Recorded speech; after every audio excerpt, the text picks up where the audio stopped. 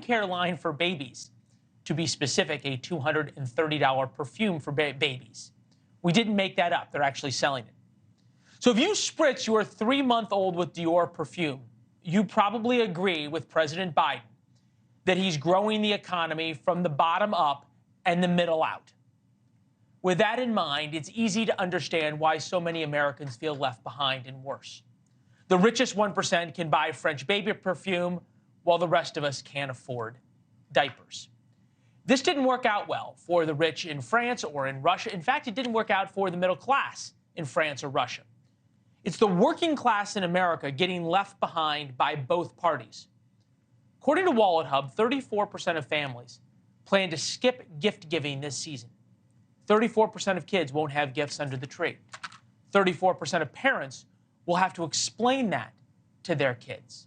34% of parents won't give each other gifts, probably more than 34%, so their kids can have presents. That makes people angry. That humiliates people. That's a different feeling than all of us are used to in America.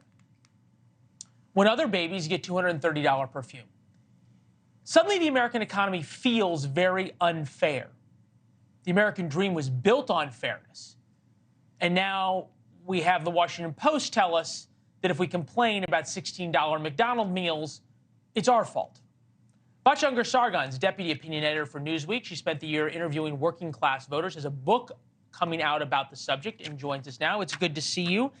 I get a feeling now we've sort of passed the Rubicon, Batya, that this is not really a Democrat or Republican divide in America. It's a class divide, and that's different than anything we've ever had. Thank you so much for having me on the fairest show on television, Leland. This is completely accurate, as your audience well knows. It's an honor to be with you. And you, of course, hit the nail on the head as usual. It used to be that the largest portion of GDP in this country was in the middle class.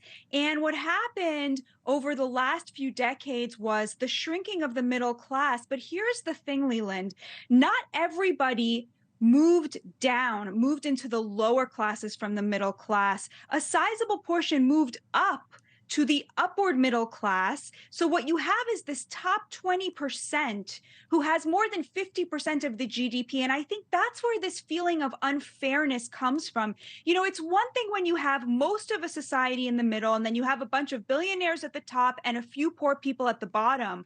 What we have now is this rentier class at the top 10%, the top 20%, who are in these jobs like journalism, like working in government, and all of the jobs that matter are represented in this over-credentialed elite who sneer at the working class while relying on their labor, and that working class makes less and less and less every year. And unfairness is so the right word. We have broken the social contract with the working class in this country.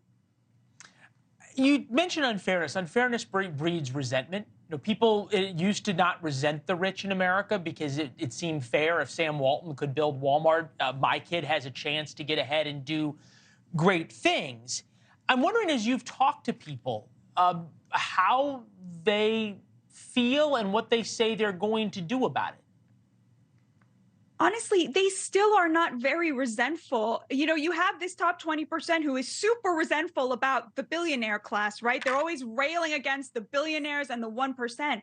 The working class is not resentful. What they feel is left behind, and they feel very devastated that their children are not going to have a better shot at the American dream than they do, and they do not have a fair shot at the American dream. I wouldn't say it's resentment, but you know what bothers me a lot, Leland, is when people talk about somebody like Donald Trump, who truly did address these people's issues, both psychologically and economically, and say that he was appealing to grievance culture.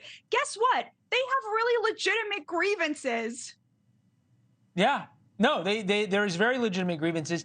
Put this together with us, right? There is a progressive class in America. You would call them the elite credentialed class in America.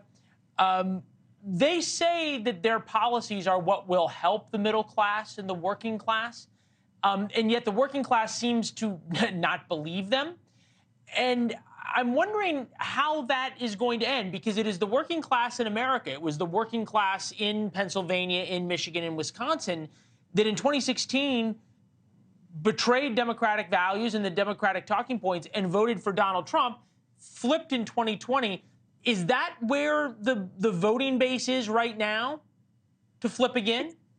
It's really interesting because progressives have this mindset of they are the coalition in the Democratic Party right now is made up of super credentialed progressives who are part of the elites and the very poor.